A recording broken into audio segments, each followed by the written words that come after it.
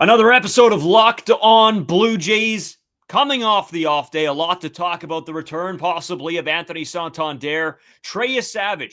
How is it possible that he could make his Blue Jays debut?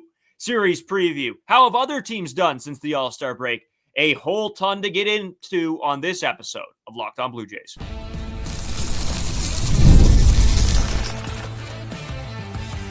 You are Locked On Blue Jays, your daily Toronto Blue Jays podcast. Part of the Locked On Podcast Network, your team every day. Welcome back to Locked On Blue Jays. Thank you for making Locked On Blue Jays your first listen every day. We are free and available wherever you get your podcast and on YouTube. Part of the Locked On Podcast Network, your team every day.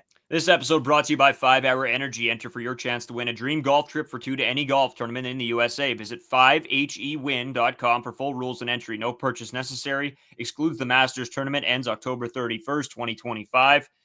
As always, I'm Brayden Wasco. He's Carter. First, you can find us on Twitter, Brayden5Wasco. Carter first too as well on the main Twitter account at Locked On Jays. You can follow us on Instagram and TikTok at Locked On Blue Jays.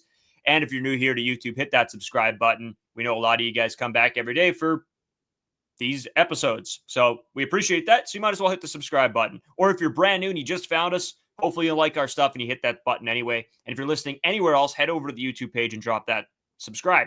A lot to get into on today's episode. But Carter, I want to start here. What a perfect day for the Toronto Blue Jays to have an off day, because it allows the boys to watch the opening game of the NFL season. And oh boy, Carter, it's also burger week here in Manitoba. And so me and you tonight getting burgers. We're watching football. Bets are placed. FanDuel, shout out. It's a great day to be alive right now. It's the calm before the storm, some people would say. It's the day that we kind of, get to take our minds a little bit off of baseball, kind of sit back, relax, enjoy some NFL football. I'm not a fan of the Eagles or the Cowboys, but it's just nice to be back. Hockey's around the corner. You got CFL football in full fruition right now. Good time to be a sports fan. So yeah, it's a lot of fun and good times, obviously, with literally every sport on at all times, it seems like, around this time of the year.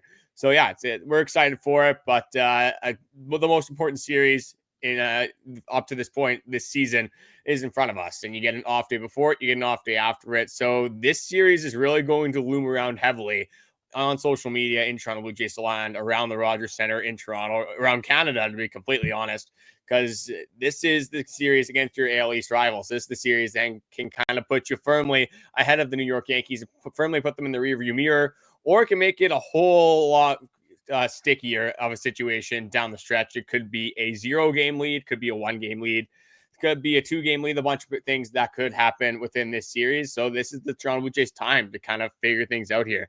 There's a bunch of things that we want to go over. The Anthony Santander stuff. You want to talk about Trey Yesavage. I just want to talk about some of the teams and how they fared since the trade deadline. Again, one of those episodes that we had a lot of stuff planned, but we were opening it kind of up to you guys as well. We're going to talk a little bit about IKF in that edition and how that will work with the Toronto Blue Jays, even though we have covered that a little bit, but really get into our full thoughts. But Brayden, I'll throw it back over to you because I'm not exactly sure what you want to start with, like with a bunch of things obviously on the docket for tonight. Well, there's a lot of options. I do want to talk about the Trey Yesavage stuff fairly early because it's something that a lot of people have questions about. And how can it happen? Can it happen? Is it a possibility? Well, I'll break it all down for you guys. Thanks to Ben Nicholson-Smith, gave us a little bit of some insight. And I guess when we talked about it, we didn't explain how and if that is a realistic, like within the rules of baseball possibility. But Carter, I know a guy you want to talk about, and a guy that probably, if the possibility of a return is there, that we should all be fairly excited about. So I'll throw it over to you, Anthony Santander. Let's kick things off. Yeah, it's the Santander show finally coming back after months of not seeing Anthony Santander, even being around a baseball bat, being around anybody in the dugout. Anthony Santander is slated to come back at some point around the Tampa Bay Rays series. That would make him available for the last 2 weeks of the season. What are the expectations? What are we looking for from Anthony Santander? That's kind of what we're getting into on this episode. So when regarding Anthony Santander, when you're regarding any player that's been on the IL for as long as Santander has, there's usually an adjustment period, and there usually takes a little bit of a while to get your feet back into the spirit of MLB games, especially when you're inserting yourself in the middle of an AL East race, an American League pennant race, and hopefully trying to secure yourself a bye. The leash shouldn't be that long. You don't have time to kind of let some of your guys just figure it out when all of these games are important down the stretch. When you got multiple games against AL East rivals, you got multiple games against the Houston Astros, who could be in contention for the bye, that second or first bye spot in the American League. So that's kind of what we're going to be discussing with Anthony Santander. So I'm going to start with just my expectations regarding Santander. Like I said, has not played a major league game since May, is slated to have 5 rehab starts within this Toronto Blue Jays minor league system in AAA, and then will be back with the Toronto Blue Jays. A guy that, if he's healthy, like, you have to have him on the playoff roster. He has to be with the Jays. This guy hit 44 home runs last year. I don't care how long he's been out. If you can get any sort of that fire back, and maybe he has a miracle impulse, sort of what Daulton Varsho did. Again, different circumstances. Varsho was hitting more often. Maybe Santander can be that difference maker. We know how much home runs play in the playoffs. So if you can get any of that, that is definitely what you want to see from Anthony Santander. I think this would require George Springer to play more outfield, and we've predominantly seen George Springer as the DH for the Toronto Blue Jays. So that might be something they have to fiddle with. Do you want to disrupt George Springer? I think at this point you don't really have another choice, because it's George Springer in the outfield or it's Anthony Santander in the outfield. And the Santander story in the outfield is not very fun. I mean, he completely blew up his shoulder trying to catch a ball against the Los Angeles Angels, and that's why we're in this predicament right now. So I think Santander, keeping him just at the DH spot, keeping him out of the outfield if he does come back, that would be the first step. And the second thing is, with the current order, which you kind of touched on a little bit in our Thursday episode, is that there's a lot of guys that are on fire right now, and a lot of guys that can be productive throughout this order. Like George Springer at this point is your number 1 hitter, your leadoff hitter, and he's probably the MVP of your team right now. So you're not moving that guy, the number 2 slot.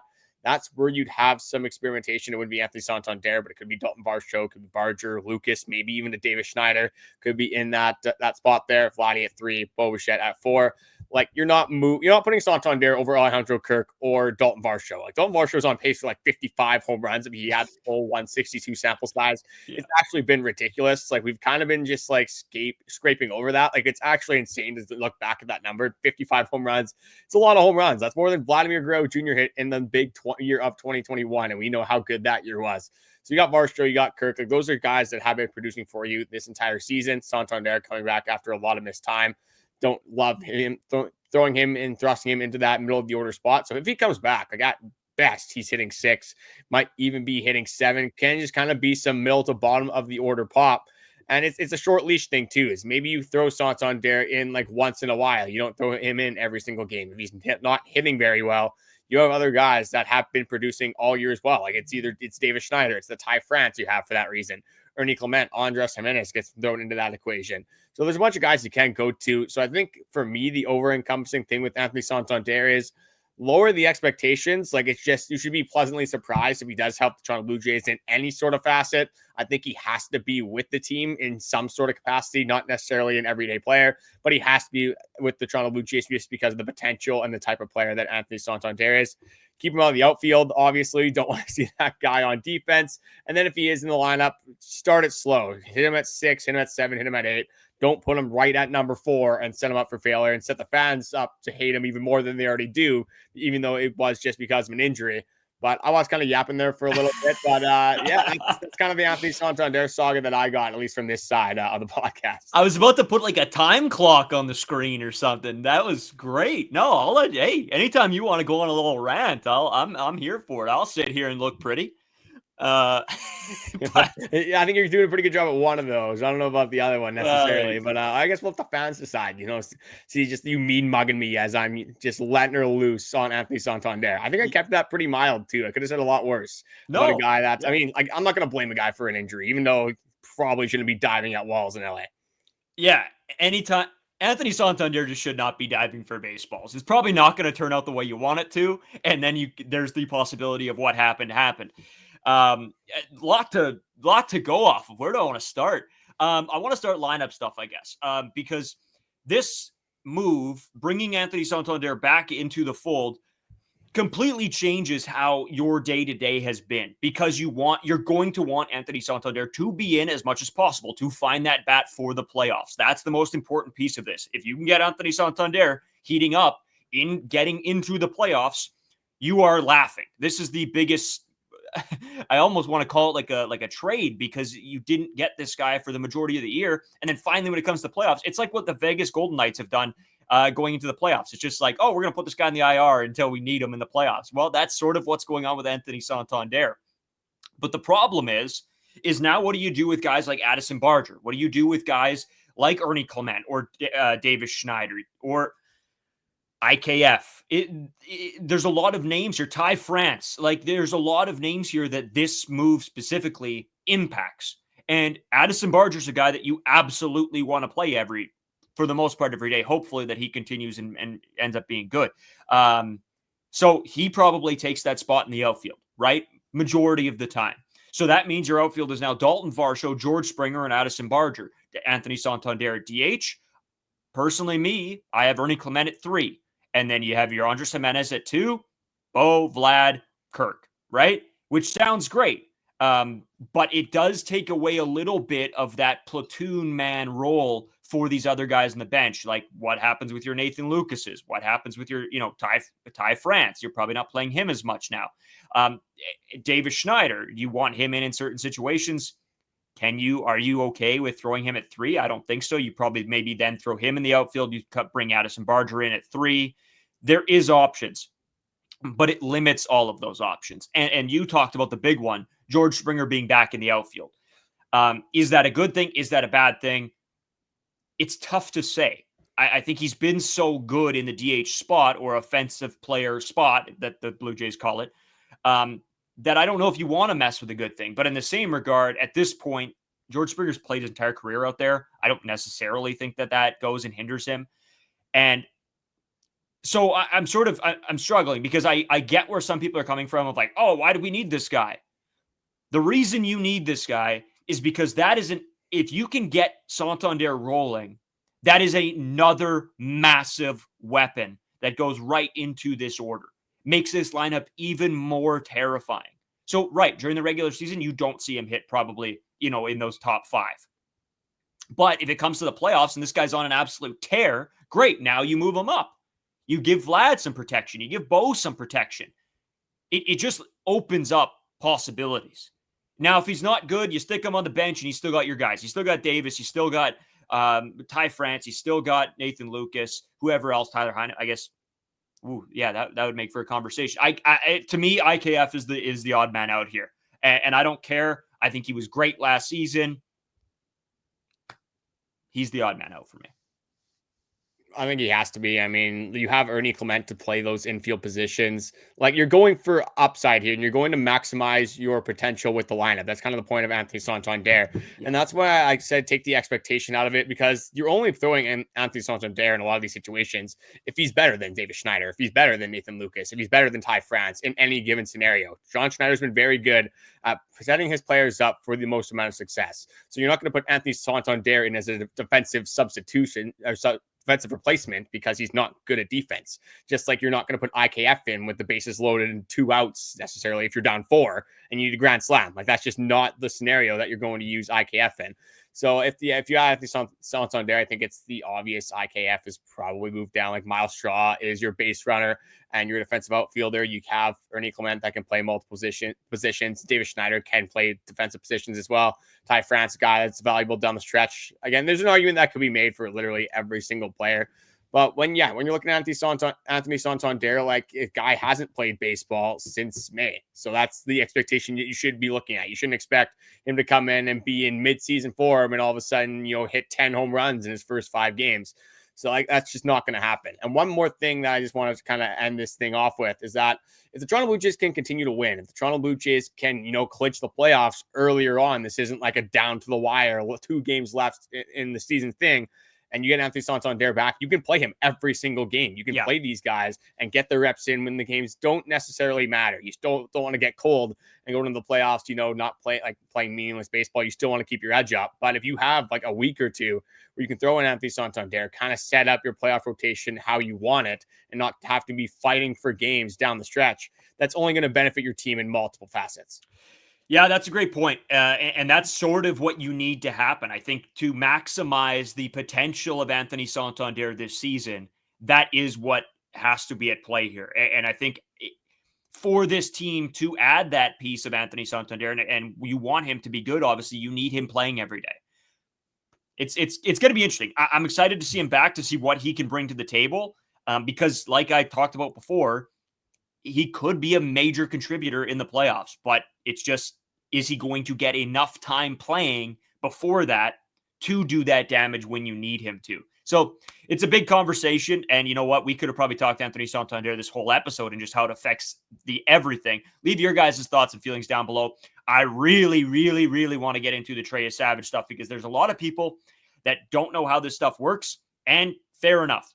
Honestly, Carter, before last season, I probably wouldn't have known how this stuff works. So we'll get into that. I'll break it all down for you. We'll talk a little bit about the All-Star break, how other teams have done since. And then, of course, the big series preview. We'll be back right after this.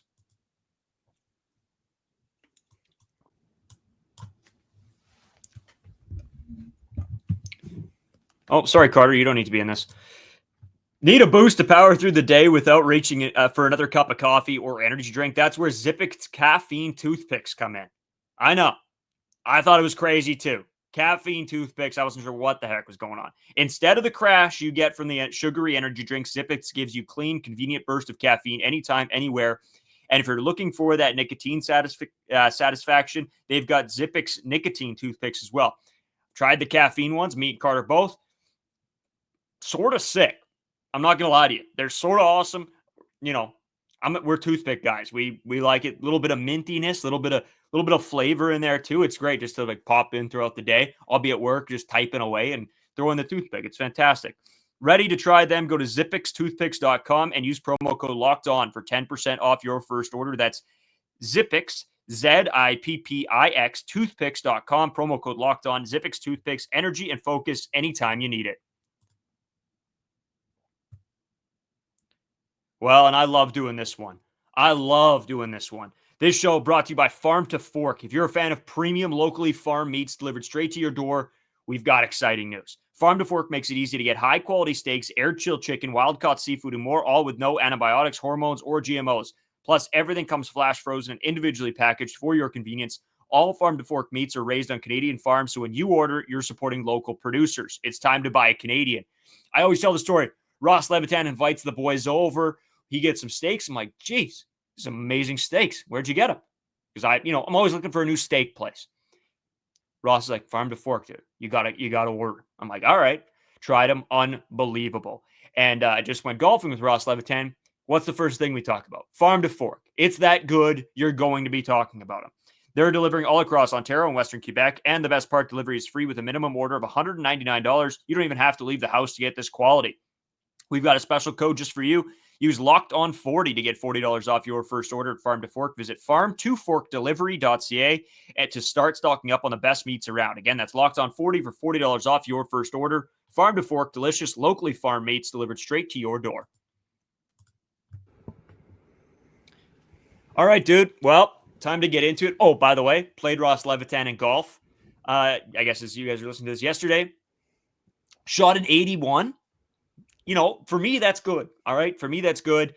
I also hit a 90-yard eagle, Carter. 90 yards.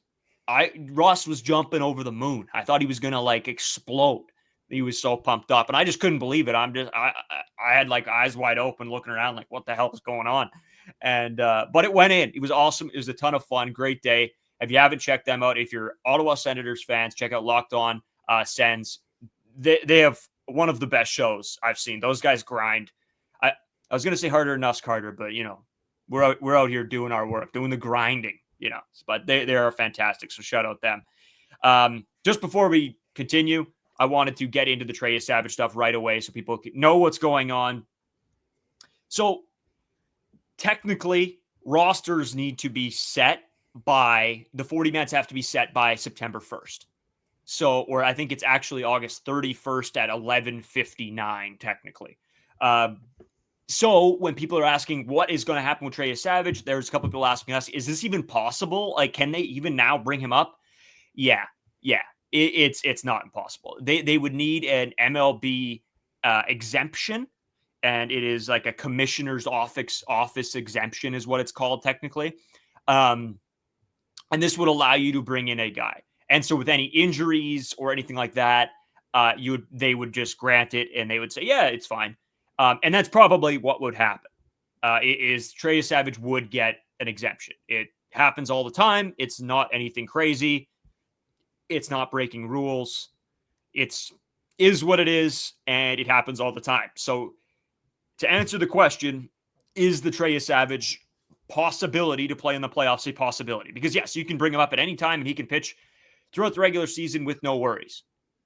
But the playoff side of things, that's where people had some issue. I saw a bunch of tweets come down. People were tweeting at us, asking me the question. So I figured, hey, best place to do it is just answer it in the podcast. Yes, it is 100% possible. Yes, if they wanted to do it, it would happen in a snap of a fingers. So there's your answer. Trey Yesavage definitely can pitch for the Toronto Blue Jays in the playoffs if that's what they wanted to do. It's just can and will he pitch are the questions that we need to be asking ourselves. And I was the first one to say, hey, if Trey Yesavage is good enough, like throw him in the regular season, throw your best guys possible. But there's going to be an adjustment for Trey Yesavage, and it's a thing, like it's a kind of an unfair expectation. So like where I was coming from is that, again, if he's like world breaking, he's going out there and he's striking literally everybody out, then yeah, if he forces your hand, you have to throw him out there. But getting to the realistic part of it now, I guess this is going to seem like I'm backtracking a little bit, but I'm just trying to be realistic and just look at what's in front of my face right now. People are expecting Trey Yesavage to come in and all of a sudden be this like high leverage relief pitcher that comes out in the 8th inning, the setup man. Maybe some people are saying the closer. I've seen takes as crazy as that. Trey Yesavage is a starting pitcher. This is a guy that goes out and has racked up a ton of strikeouts. This is a guy that has gone out and it goes for multiple innings. Like, if you think the adjustment all of a sudden, taking him from AAA as good as he was in his last start in AA, single A, high A, whatever it ends up being, Trey Yesavage has been very good in the minor leagues. But just all of a sudden, you throw him into a high pressure scenario at the Rogers Center with 40,000 plus people at the Rogers Center, yelling, screaming, and the atmosphere is like, it depends how you take it. Some people thrive in that atmosphere, and some people are like, oh my God, this is my first in the MLB, and this is what I'm getting thrown into. I just think, like, we've talked a lot about setting your players up for success in the way that John Schneider has put all of his players in a spot where they are going to have at least a good chance at succeeding. I think if you throw Trey Yesavage in the fire like that, like, you're not setting him up for success whatsoever. And again, maybe he proves the doubters wrong like he has been doing this entire season. And again, if he forces your hand, for sure, you got to use him in some sort of capacity, and it's not going to be in the normal role that you'd be accustomed to. But throwing him in high leverage immediately would not be the answer to this. But like, hey, that's why I guess if you're going to pull the trigger on this and you want Trey Yesavage on the team, pull him up now. Same thing with Anthony Santander. Hopefully you get to a point where the games don't matter. You already locked up a spot as the AL East winner and getting a bye in the playoffs. And then you can see what Trey Yesavage has in the regular season. You can see what Anthony Santander has. You can see if Aston Barger heats up. Like, whoever you are using in that scenario, like I said, it's going to benefit all facets of the team if you get into the playoffs earlier on. And Trey Yesavage would be one of those big benefactors in that scenario. Yeah, and it's sort of the point that I was sort of always making, was the fact that, is he going to be ready for that type of pressure and that type of fans' expectation? You know, I go back to an interview that I did with Kai Peterson. If you haven't watched that episode, go watch it. It's in our player interviews portion of the YouTube channel and wherever. Go watch that. It was sort of interesting just to see when the guy gets brought up to different levels. And now we're talking, it sort of relates to the Trey Yesavage stuff. I asked him the question, what is the difference in atmospheres when you move up from A to AA or to AA to AAA? And he said, it's really noticeable. You can feel a new type of energy every time you get called up. So imagine going from AAA, which, don't get me wrong, I'm sure they pull a good amount of fans, but then you get pulled up to the MLB where you have a packed stadium in ballpark, thinking about football, ballpark in September, down the stretch, in a team that wants to do damage in the playoffs, and now you're a guy in your first real season getting thrown into the fire, Carter. Yeah, I think it's mentally challenging a little bit here, and I think it's going to be tough. But I'm on the same boat as you. If you're going to do it now. Get him acclimated, because if not, you can't pull them up a week before and expect anything to happen. It's just not going to go well. Most pitchers, when they get brought up to the next level, the next stage of baseball, they usually struggle for an outing or two, just because it is a new environment. It is a new atmosphere. You have to think about the game differently of where you're pitching guys, because not even mistake pitches could get hit out of the ballpark. That's the MLB. So yeah, it's an interesting situation. If he's great, I would absolutely love for it to happen and him come out and just be this gem. But I think that's high expectations. It's like asking a second baseman to go across the diamond and play third base. Like, yes, Trey Yesavage is still on the mound, but it's completely different than, planning on throwing 80, 90, 100 pitches rather than just letting it eat, trying to get after hitters, being aggressive and throwing literally as hard as you can. It's like at second base going to third base. Yeah, like you're playing the infield, but it's a longer throw. Like you're not turning two anymore. The ball's coming at you a little bit quicker. Like there's some similarities, but there's a lot of differences as well. And the atmosphere not even being included in that. So I just think that it's an unfair expectation to all of a sudden expect Trey Yesavage, who throughout his college career was a starting pitcher, did pitch in high leverage scenarios, did pitch in those pressure scenarios, but never pitched out of the bullpen in any sort of significant role. So maybe he does come pitch for the Toronto Blue Jays and we're having a different conversation, but obviously it's one of those things. It's going to be some trial and error. If he does come to the Toronto Blue Jays, you're going to have to feel it out. And if in some crazy world where he does get pulled up to this team, don't expect him to be in high leverage scenarios immediately. Expect him to be rolled out in the sixth inning, maybe some long relief outings. And that's even if he does get pulled up to this Toronto Blue Jays team. There's a couple more things that I do want to talk about. One of them is just since kind of the trade deadline and just the atmosphere kind of shift, at least in the Toronto Blue Jays media and fan base is what it at least feels like from our perspective, is that things have gotten a lot more negative. And some of it is for good reason. Like the bullpen does scare you every single game, especially Brayden. He's been one of the first guys to call that out in his panic level with that bullpen. Starting pitching has gone through some woes as well, but people are acting like this Toronto Blue Jays team is like out of the playoffs, fourth in the AL East, like almost looking in. Like that's the kind of the vibes that I've been picking up on. And so I decided to go back and just look at the records of teams since the trade deadline. I went over 10 teams here.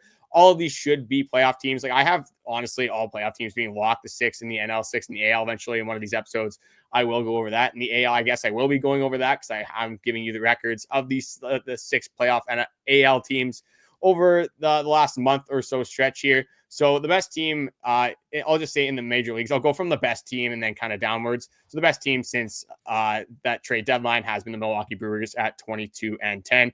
Then you got the Philadelphia Phillies and the Boston Red Sox both at 19-12. Then you got the Toronto Blue Jays tied with the New York Yankees at 17-13. You got the Tigers 17-14. You got the Padres 16-15. The Dodgers 15-15. The Mariners 15-15. The Astros 15-16.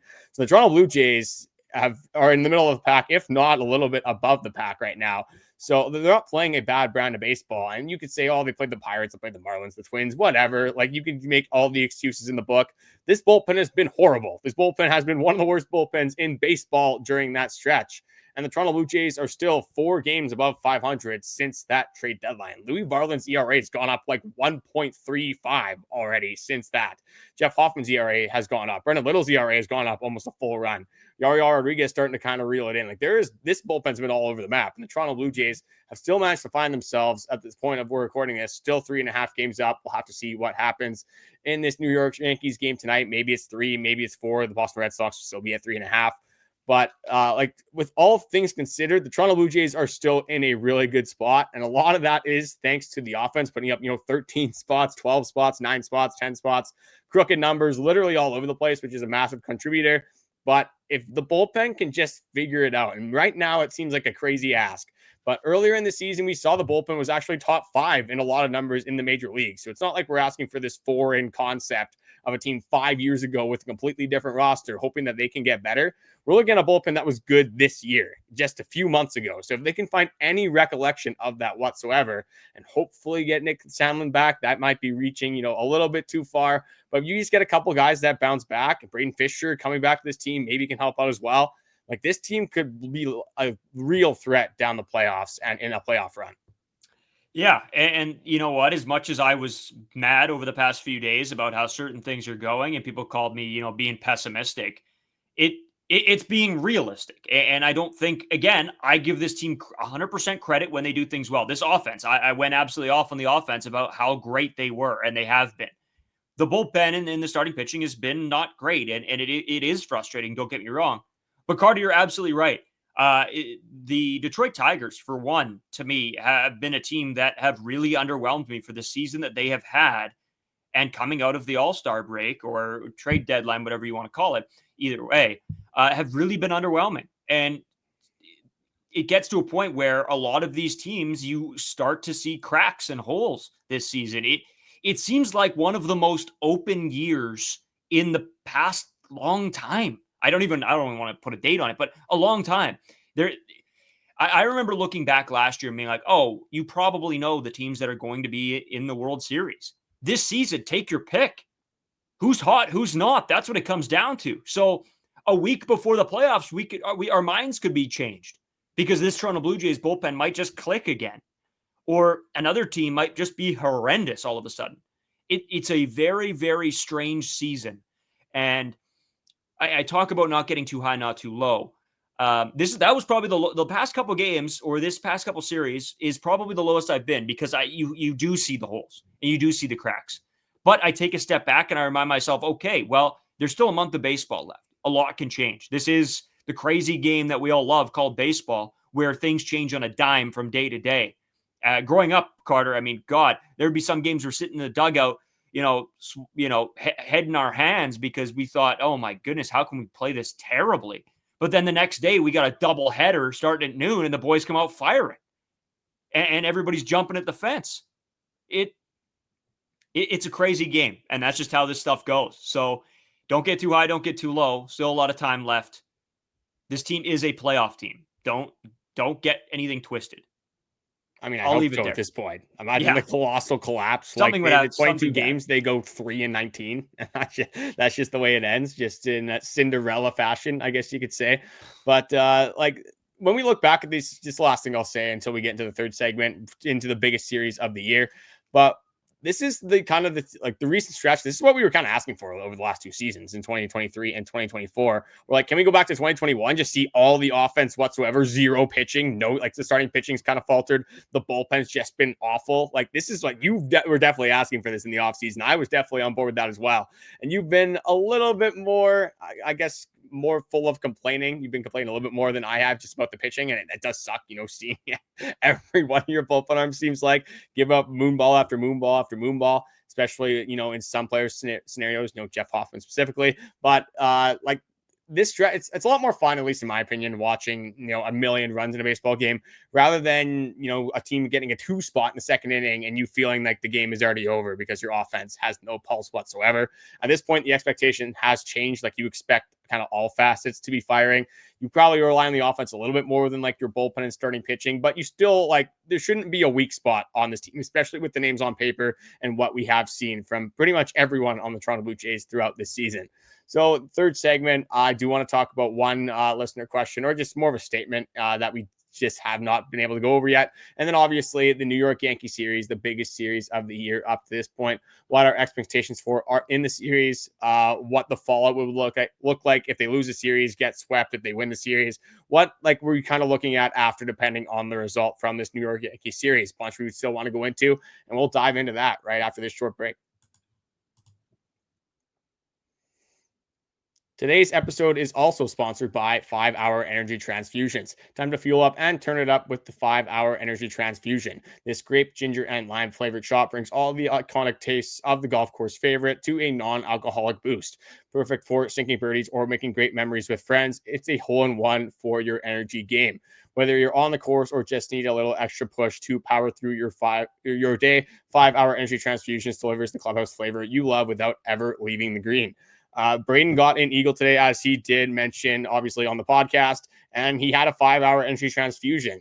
He fired one of those into me. He actually texted me before. He said, holy crap, thank God I brought these. Need that little extra energy, and it dialed him in. And on a very cold day it was here in Winnipeg.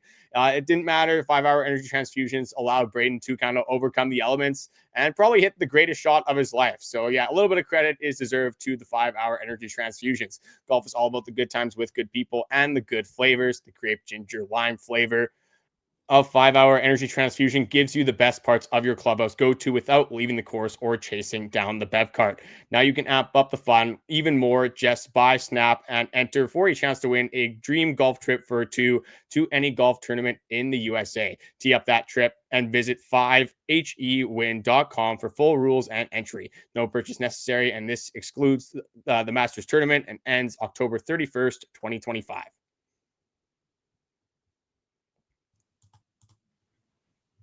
So, Carter, continuing on, obviously series to preview, but I know we have the listener question that we wanted to get in as well. Statement more so, as you put it. I'll let you fire that one off.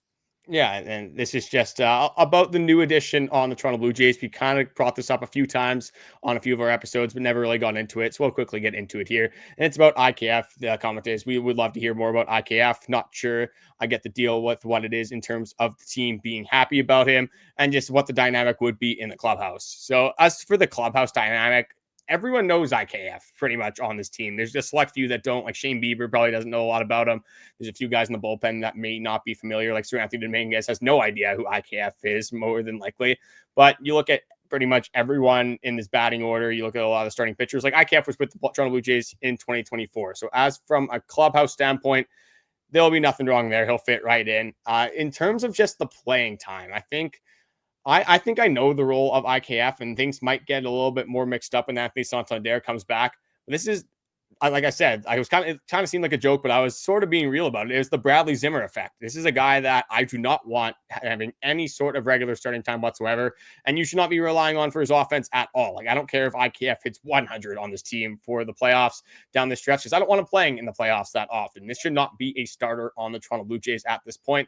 This is your defensive substitution. This is a base runner in a late scenario. I'm still taking Miles Straw over IKF, but maybe another guy that you could use if, maybe go into extra innings, maybe you want to use multiple runners, whatever it ends up being.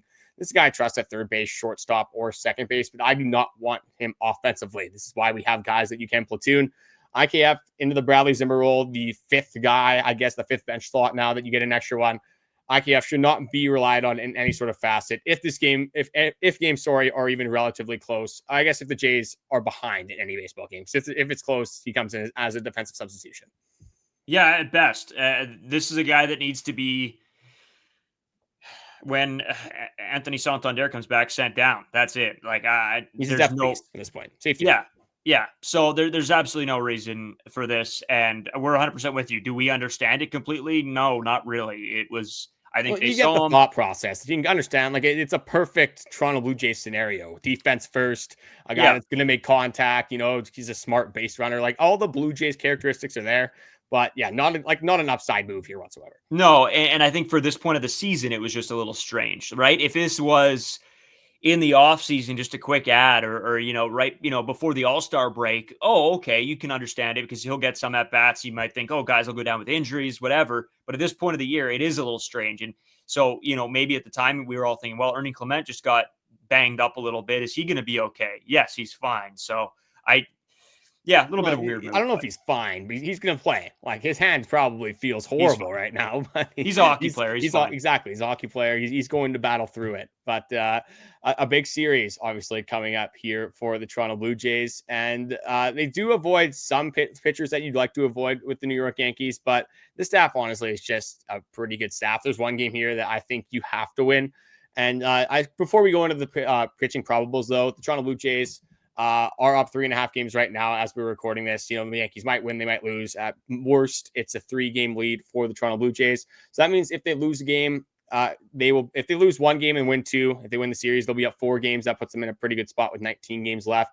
If you lose 2 games of the series, you're only up 2 games. If you get swept, this is a whole new conversation, and it's not a very good one, because that means you're tied with the New York Yankees in a 19-game stretch in the end of the season, with the Orioles twice and the Chicago White Sox. Not a scenario you want to put yourself in. So for you, like, what is the expectation from the series? Do you want to kind of put the Yankees to bed, nail in the coffin here for the division, or is it just staying afloat and not getting swept in the series? No, a nail in the coffin. I sure, yeah, like that's the goal of any series. Like a 3-game sweep, I would be jumping over the moon, but that's unrealistic. And I think staying afloat is probably not a good term you want to use at this point of the season either. I don't want to say that, but like, you don't want to just go into the series thinking, oh, we gotta take 1 from them. That's it. No, the goal has to be to win 2 of 3. You got to win this series. It's a big one. You got to be able to get the job done here, especially against a team that, you know, is right on your tail. You want as much separation as possible. So getting, you know, a 2-1 defeat or a win here is massive. So yeah, I think I expect a 2-1. Am I unbelievably pissed if it is a 1-2? No. Am I worrying if you do get swept? Absolutely. Yeah, like, I'm pressing the panic button if you get swept here. But I'm like, the way I was coming at this is just looking at kind of the terms of each team going into the series. When you looked at the series where the Blue Jays swept the New York Yankees, they were not playing very good baseball there. Their offense was kind of asleep. It wasn't as much offensively, though, as their bullpen was in shambles. Starting pitching was all over the place. Max Fried got blown up in that series. Like, things were not good in New York Yankees land, and things were looking pretty good in Toronto Blue Jays land. That really was one of the things that started their streak when they won, what was it, 11, 12 games in a row in the middle of the season. But like, looking at it now, the New York Yankees coming off of a 7-game winning streak. The Toronto Blue Jays can't find anyone to get them a 0 in the bullpen. And we've seen some bluffs and blubbers from the starting pitching. Like, tides have kind of turned. This is in New York. Like, I'm okay with losing this series. I don't love it, obviously, and that's not the goal. But I'm not, like, hurt if you lose 2 out of 3 here against the Yankees. Like, you're going to the Bronx. It's going to be a very tough atmosphere, a playoff atmosphere. Not a lot of love going to the Toronto Blue Jays. Again, a sweep would be unbelievable. A series win would be great. But if you lose 2 out of 3 in New York, and with the pitching matchups, like, that's not where, like, it's not going to hurt you a crazy amount in the long run. You want to win the series, but the odds are kind of against the Toronto Blue Jays is kind of where I'm getting at here. So for me, it's stay afloat. It's don't get swept. Which is the biggest thing of the weekend, because you got another series against the Boston Red Sox that maybe that's one you're going to have to win with all things considered. So yeah, that's where I'm at. A lot of baseball left to be played. Just don't shoot yourself in the foot here at this point. Well, let's go over the pitching matchups. Kevin Gausman versus Cam Schlittler. You got Max Scherzer, Luis Gil, Chris Bassitt, and Max Fried for the Sunday. I'm going to jump into mine here. The game that I think you got to win is the Max Scherzer one against Luis Gil. A guy that I think is the most attackable. Cam Schlittler does have the fastball command, does have the fastball velo. It's going to be a very good young pitcher. Max Fried, I know they got to last time, but one of the best lefties in the game.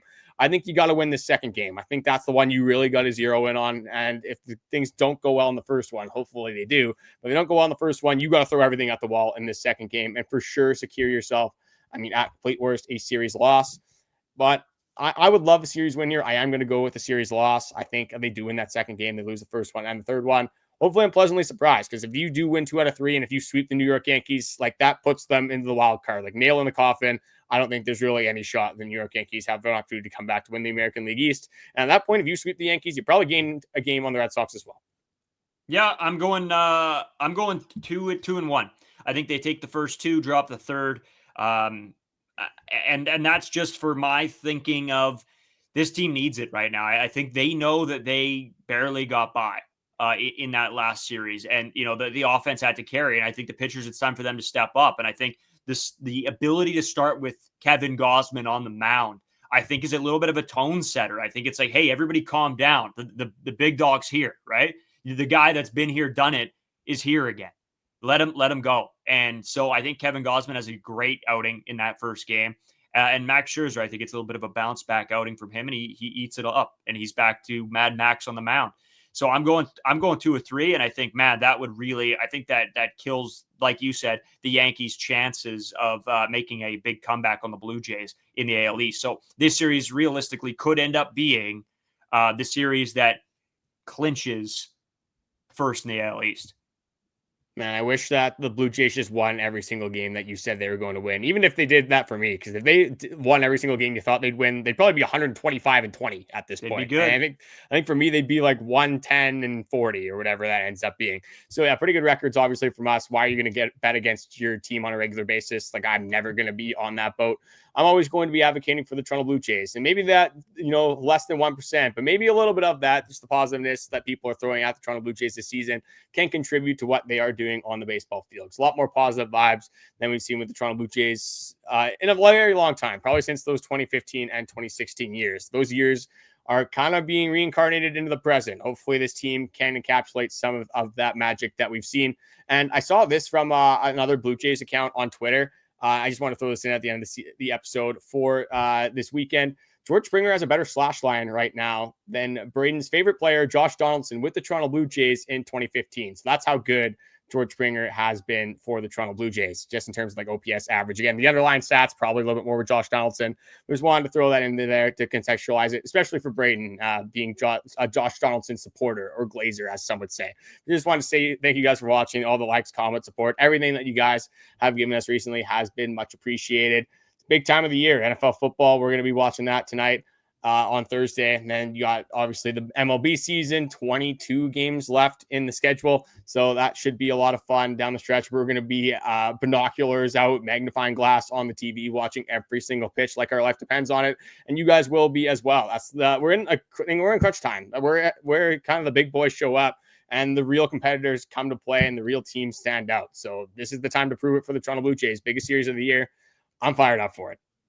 Yeah, Carter, you know what? Kickoff is in 5 minutes, and we still have to go and pick up our burgers. So, Burger Week, baby. Let's go. NFL's back. Blue Jays in a huge stretch against the Yankees. What a time to be alive.